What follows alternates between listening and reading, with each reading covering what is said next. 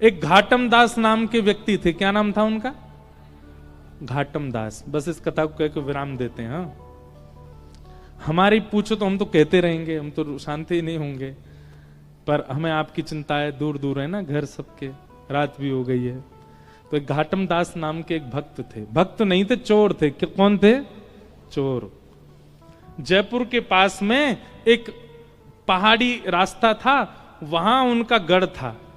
और ऐसे वैसे चोर नहीं थे, पुश्तैनी चोर। उनके पिताजी भी चोर थे, उनके दादाजी भी चोर थे, उनके परदादा भी चोर थे, परदादा चोर थे, परंपरा से चोर थे। उनके गांव में भी सबको पता था कि कौन है परंपरा से चोर है। वो शादी ब्याहों में भी जाते थे, ये हमारे गांव का पारंपरिक चोर है। ऐसे चोर थे। वो समय होते थे, पुराने समय में ऐसे लोग भी होते थे। वो गुलाब जामुन उड़ा रहा है, वो हमारे यहाँ का पारंपरिक चोर है। वो चोरी से चलता उसका घर। तो घाटम दास जी एक दिन बैठे थे, रात्रि का समय, राह से निकलने वालों को लूटते थे। उस दिन गलती से राह से एक महात्मा निकल रहे थे। महात्मा को जैसे देखा, घाटम दास जी ने पहले तो मार्ग रोका। बोले जो भी कुछ है तुम्हारे पास सब निकालो। महात्मा जी ने कहा भैया हम तो महात्मा हैं, हमारे पास तो कुछ नहीं है, हमारे पास तो एक ही वस्तु है बेटा, तू प्रणाम कर, आशीर्वाद देंगे, वो भरा पड़ा हम में, वही दे सकते हैं। घाटम दास जी को थोड़ी दया सी आ गई, अरे महात्मा का क्या हम हरण करें। बोले आप महात्मा हैं, आपको हम छोड़ देते हैं, आप चले जाओ। महात्मा बोले देखो हमसे टकराए हो तो निश्चित है अर्धरात्रि में मेरा यहां से निकलना, तुम्हारा चोरी करना और हम दोनों का मिलना, ये संयोग है, ये ठाकुर जी ने करवाया है। इसलिए तुम कुछ पूछो, हम तुमको कुछ दे के जाना तो चाहते हैं, अब मिले हैं तो थोड़ा सत्संग हो जाए। घाटम दास जी बोले ऐसी कृपा कर दो कि मेरी चोरी कभी बंद ना हो, इस मार्ग से एक धनवान निकलते रहे, मैं सबको लूटा करूं। मेरे घर में कभी, मेरा बेटा भी अभी अंडर ट्रेनिंग है। महात्मा जी बोले देखो ये तो तुम्हारी इच्छा है, पर संत जन कभी कभी अपनी तरफ से प्रसाद देते हैं, हम अपनी तरफ से दे रहे हैं। बोले क्या? पहले तो महात्मा जी ने कहा चोरी छोड़ दो। बोले ये तो हो ही नहीं सकता, ये तो हमारे रक्त में है महाराज, ये तो परंपरा से हम चोर हैं, ये कैसे छोड़ सकते हैं? आपके लिए ये काम पाप होगा, मेरे लिए तो ये धर्म है। मैं तो चोरी करने के बाद में जिसकी मैंने चोरी करी है उसको प्रणाम करके जाता हूं कि वो मेरा दानदाता है, उसने मुझको दिया, मेरा घर चलेगा उससे, ये तो मेरा परंपरागत है महाराज, मैं कैसे छोड़ सकता हूं? तो महात्मा बोले ठीक है, तो फिर तीन बात हमारी मानो। क्या? पहली बात, कभी भी झूठ नहीं बोलोगे। चोरी करो, तुम अब चोरी करो, हम तुमको छूट दे रहे हैं, पर हमारी 3 बात मानो। क्या? पहली बात, कभी झूठ नहीं बोलोगे। नहीं बोलेंगे। जो भी वस्तु लोगे, जो भी वस्तु जीवन में आएगी, घर में आएगी, पहले ठाकुर जी को निवेदित करोगे, तब अपने प्रयोग में लोगे। घाटम दास बोले जी।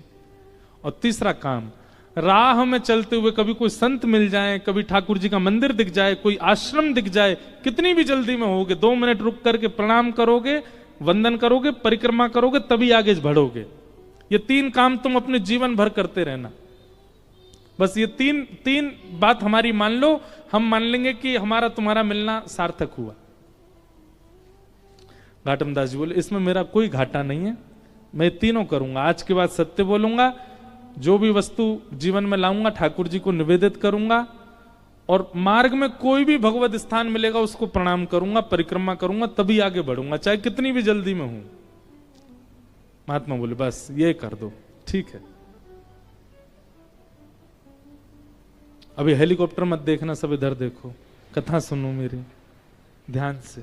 हमने तो कही थी कोई कथा कीर्तन में उड़ा दी हो भैया, नहीं तो सब यही को देखेंगे। अभी हम कीर्तन गाएंगे तब उड़ा देना, अभी बिठा लो इसको, लैंड कर दो।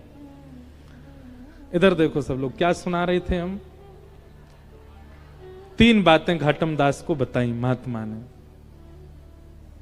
देखो, महात्मा की बात को, किसी महत् पुरुष की बात को, किसी सज्जन की बात को बस मान लो, उसी से कल्याण हो जाता है। घाटम दास जी बढ़िया नियम का पालन करने लगे जो गुरुजी ने बताया। धीमे धीमे धीमे घाटम दास की खूब चोरी होने लगी। महाराज बड़े बड़े उसने लूट लिए और वो इसमें मानता था मेरे गुरु की कृपा है। एक दिन उसने खोजे वो महात्मा कहाँ हैं और उनका आश्रम ढूंढ लिया। अब तो घाटम दास क्या करता, साल भर की कमाई में से दशांश अपने गुरुजी के यहाँ दे आता। भंडारा करो गुरुजी, मंदिर बनवा दो, बढ़िया आपकी कृपा से सब बढ़िया चल रहा है। लेकिन गुरु कृपा कभी तो होनी थी। एक दिन घाटम दास ने सोचा मुझे रोज चोरी करनी पड़ती है तब भरपाई होती है, कोई ऐसी चोरी हो कि एक बार की चोरी में ही इतना कोटा आ जाए कि मेरी मृत्यु पर्यंत मुझे ना करनी पड़े और उससे मेरा घर भी चल जाए, गुरुजी के आश्रम में भी कुछ ना कुछ दान दक्षिणा होती रहे। तो घाटम ने सोचा कि आज तक मैंने सेठ साहूकार लूटे हैं, आज अपने नगर के राजा को लूटूं। और कैसे लूटूं? बोले राजा का इतने सारे घोड़े हैं, उनमें से सबसे सुंदर एक काला घोड़ा है, एक श्वेत घोड़ा है, सफेद घोड़ा। अगर वो चुरा करके बेच दूंगा तो इतना धन मिलेगा कि मुझे कहीं नहीं जाना पड़ेगा। घाटम दास पहुंच गए चोरी करने राजा के यहां। जैसे ही प्रवेश करने लगे तो द्वारपालों ने रोक दिया। कौन हो? घाटम दास। क्या करने आए हो? बोले चोरी करने आए हैं। झूठ तो बोलता नहीं है। तो उसने जैसे ही बोला चोरी करने आए हैं तो द्वारपाल एक दूसरे का मुख देखने लगे। तो दूसरा द्वारपाल बोला उससे, ये जरूर राजा का कोई गुप्तचर है, हमने रोक दिया तो बुरा मान के बोल रहा है चोरी करने आया हूं। बुरा लग गया इसको, हमारी बात बुरी हमने रोक दिया, इसको बुरा लग गया। अरे भैया बुरा नहीं मानो, जाओ जाओ भीतर जाओ। आप बुरा क्यों मान रहे हैं? जाइए भीतर, आप राजा के गुप्तचर हैं। भीतर गए। भीतर जाकर के अश्वालय जहां पे सब घोड़े बंधे थे वहां से सफेद घोड़ा निकाला, उस पर बैठ गए। घोड़े पे बैठ के बाहर आए तो द्वारपालों ने फिर देखा और देख करके बोले भैया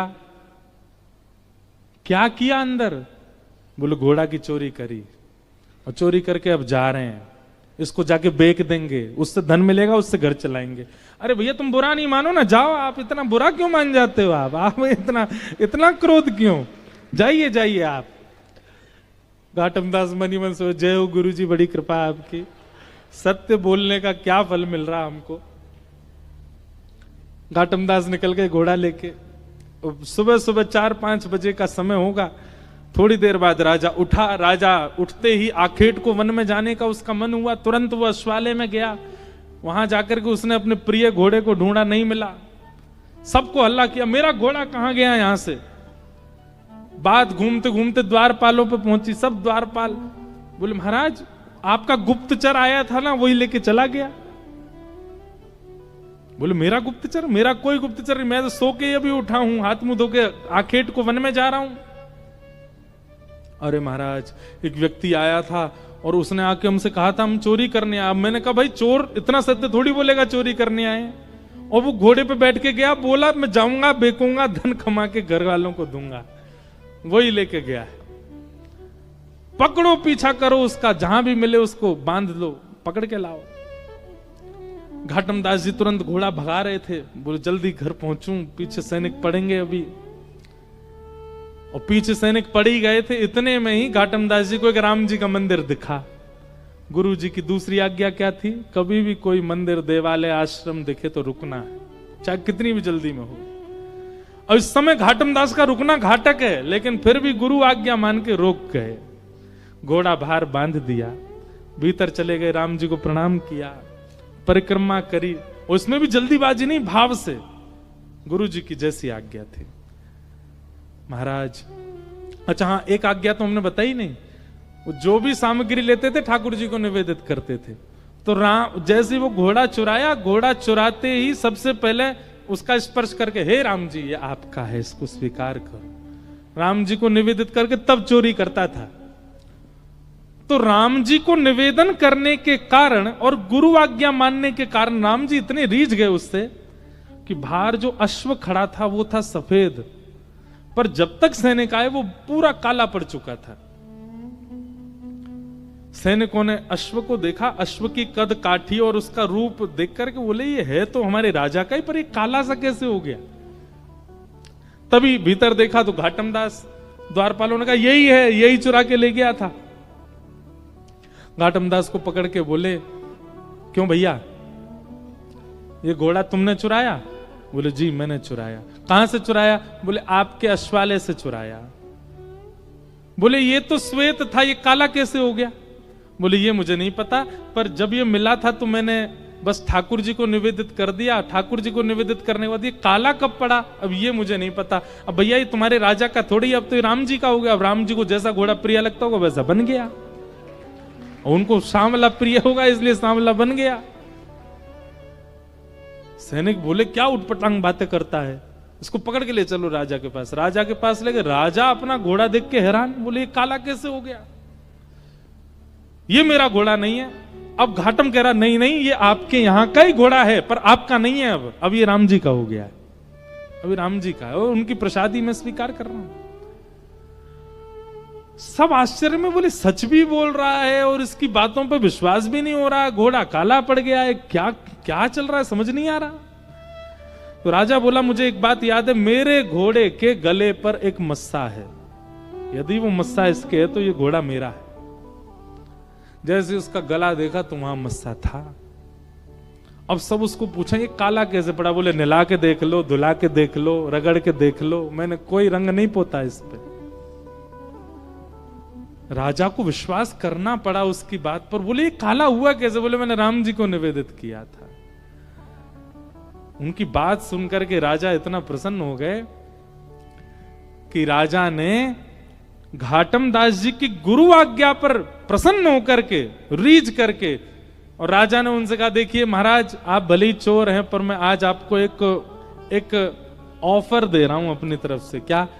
इस राज्य की गुरु पदवी खाली, आप हमारे गुरु बन जाओ, हमारे राज्य गुरु हो जाओ। घाटम दास जी महाराज, उनके पद भी आते हैं भक्तमाल जी में, नव भक्तमाल राजस्थान के भक्तों में। तो घाटम दास जी महाराज इतना रोए, बोले मैंने चोरी नहीं छोड़ी और चोरी के साथ साथ केवल गुरु आज्ञा का पालन किया और उसका फल मुझे यह मिला कि आज केवल गुरु आज्ञा से मैं एक राजगुरु बन गया। यदि मैंने चोरी भी छोड़ दी होती, दुष्कर्म भी छोड़ दिए होते और तब गुरु का पालन किया होता तो आज एक राजा की गुरु पदवी नहीं, आज प्रभु श्री राम की गोद प्राप्त हो गई होती, वो मुझे अपनी गोद में ले लेते। ये गुरु आज्ञा का फल है। ऐसे घाटम दास जी महाराज का चरित्र सुनाया गया है। उनका एक पद मुझे बहुत अच्छा लगता है, मैं ढूंढ रहा हूं मिल जाए तो। अपने घर के ठाकुर जी, उनको एक बार को सेवा ना करें चलेगा, पर वृंदावन जाए तो बिहारी जी दर्शन जरूर होने चाहिए। दोनों समान हैं। ये समत्व कब आएगा? जब सत्संग अतीत हो, जब आपकी थ्योरी बढ़िया होगी तो प्रैक्टिकल अच्छा जाएगा ही। इसलिए हमारा आपसे निवेदन है, हम लोग बहुत धनवान हैं। सनातन धर्मावली हमारे लिए इतने शास्त्र प्रकट करके गए हैं श्री वेदव्यास जी महाराज। किसी एक शास्त्र को जीवन भर के लिए एक शास्त्र को प्रदान कर दीजिए, आपसे ज्यादा प्रसन्न व्यक्ति कोई नहीं होगा जीवन में। किसी एक शास्त्र को पूरा जीवन दे दीजिए, बस उस शास्त्र की कही मानिए बस। और सबसे सरल मानस जी हैं, रामचरित्र मानस। हमारे मध्य प्रदेश में और पूर्वी उत्तर प्रदेश में तो मानस जी का पाठ घर घर में होता है। उन्हीं का आश्रय ले लीजिए। जब तक आप ग्रंथाकार का आश्रय नहीं लेंगे, आपको मूर्ति आकार ठाकुर जी में भाव उत्पन्न नहीं कर पाओगे आप। तो एक ब्राह्मण थे काशी में, वो नित्य भागवत जी का पाठ करते थे। और भागवत जी के पाठ के पीछे उनका उद्देश्य कोई पुण्य की प्राप्ति नहीं। सब लोग इधर देखो, इधर देखो, यहां देखो, ध्यानपूर्वक सुनो।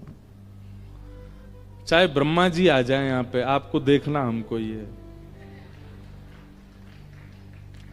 यत्र यत्र रघुनाथ कीर्तनम तत्र तत्र कृतमस्तकाञ्जलिं बाष्पवारि परिपूर्णलोचनं मारुतिम नमत राक्षसांतकम। एक बार हनुमान जी कथा सुन रहे थे। हनुमान जी कथा ही सुनते हैं। पूरी हनुमान चालीसा में गोस्वामी तुलसीदास जी महाराज ने सिंदूर चढ़ाने का वर्णन नहीं किया, लड्डू के भोग का वर्णन नहीं किया। इसका मतलब ये नहीं कि नहीं करो, करना है, सिंदूर चढ़ाना है, लड्डू का भोग लगाना है, अकहुआ के पत्ते चढ़ाने हैं, सब कुछ करना है। पर गोस्वामी जी ने एक भाव का वर्णन किया, क्या? प्रभु चरित्र सुनवे को रसिया। कथा सुनने के रसिया हैं हनुमान जी। तो एक बार हनुमान जी कथा सुन रहे थे और कथा में राम जी का इतना विरह हुआ हनुमान जी को कि दोनों भुजा उठा करके हनुमान जी रुदन करने लगे। राम जी से देखा नहीं गया। राम जी मन में सोचने लगे हनुमान जी इतने विरह में हैं, चलो इनको दर्शन दे दो। और राम जी महाराज तुरंत कथा में प्रकट हो गए और विरह आतुर हनुमान जी के कंधा पे हाथ रख करके और ऐसे उनको कहने लगे, अरे पवन पुत्र, अरे श्री हनुमंत लाल, देखो मैं आ गया। हनुमान जी महाराज भाव में रुदन कर रहे थे। जैसे ही स्पर्श किया राम जी ने तो नेत्र खुल गए। नेत्र खुल करके पीछे देखा, पीछे देख करके बोले, भगवान आप अभी क्यों आ गए? राम जी बोले, भैया तुम इतने भाव में रो रहे थे, हमने सोचा जाके तुमको दर्शन दे दें।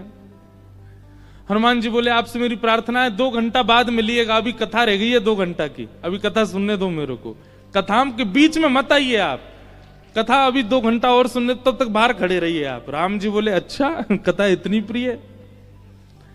हनुमान जी बोले, इस कथा से ही तो आप मिलते हो, और जिस साधन से आप मिलो उस बीच में आप भी आ जाओगे तो हम आपको भी नहीं देखेंगे, हम तो पहले कथा श्रवण करेंगे। तो इसलिए कथा के बीच में इधर उधर नहीं, सब लोग इधर देखो, सावधानी से सुनो। तो कथा ही नहीं आगे बढ़ रही हमारी। एक ब्राह्मण थे काशी में, वो नित्य भागवत जी का पाठ करते थे। उनका और कोई काम नहीं, बस गंगा तट पर बैठ करके भागवत जी का पाठ करना।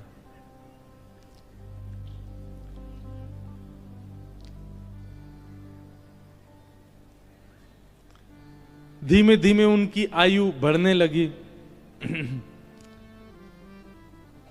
एक दिन परिवार के सब लोगों ने कहा, भैया ये कोई इनका काम धंधा शुरू करा दो, पूरे दिन पाठ करते रहते हैं भागवत जी का। और पाठ भी किसी व्यक्ति के लिए नहीं, अगर कोई उनको दक्षिणा भी देता था कि पंडित जी हमारे यहां पाठ कर दो, तो उसके यहां पाठ करते थे, वो उसका पाठ, फिर उसके बाद अपना पाठ अलग करते, अपने लिए करते थे। उसके पीछे उनकी कोई कामना नहीं थी, निष्काम भाव से करते थे। नित्य पाठ करते। तो एक दिन घर के लोगों ने सबने कहा कि इनका ब्याह कर दो, ये करते धरते तो कुछ है नहीं, पूरे दिन पाठ में ही लगे रहते हैं, इनका ब्याह कर दो, पत्नी घर आएगी, अकल ठिकाने आ जाएगी। और सब घर के लोगों ने वो ब्राह्मण देवता का ब्याह कर दिया। पत्नी आ गई। कुछ दिन बाद पत्नी को भी पता लगने लगा कि ये कोई काम धंधा नहीं करते हैं, पूरे दिन केवल भागवत जी का पाठ करते हैं। बहुत प्रयास किया, लेकिन उसके बाद वो भी हार गई कि ये करेंगे नहीं, कहीं काम नहीं कर सकते, ये तो भागवत जी में ही लगे रहेंगे। तो आपत्तिकालीन गृहिणी परीक्षा, हमारे शास्त्र आज्ञा करते हैं कि घर में आई हुई आपत्ति के समय घर की गृहिणी की परीक्षा होती है। क्षमा कीजिएगा, घर में आई हुई आपत्ति के समय यदि गृहिणी ही हाथ खड़े कर दे तो फिर आपको ब्रह्मा भी नहीं बचा सकते।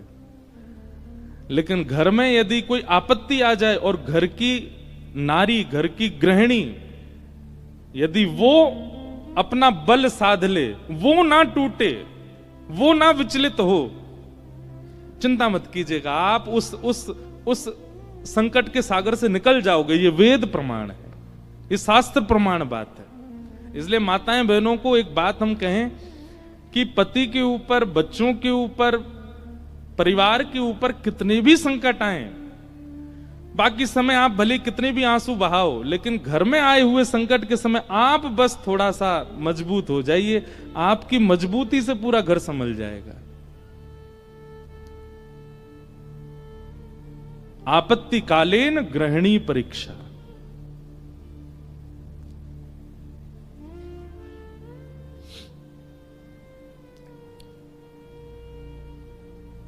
पत्नी ने सोचा कि ये तो कुछ करते नहीं है,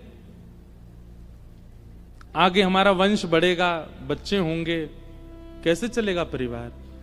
तो फिर उनकी ब्राह्मण देवता की पत्नी ने आज्ञा ली, बोले आपकी आज्ञा हो तो मैं कुछ करूं कार्य, देवी तुमको जैसा अच्छा लगे।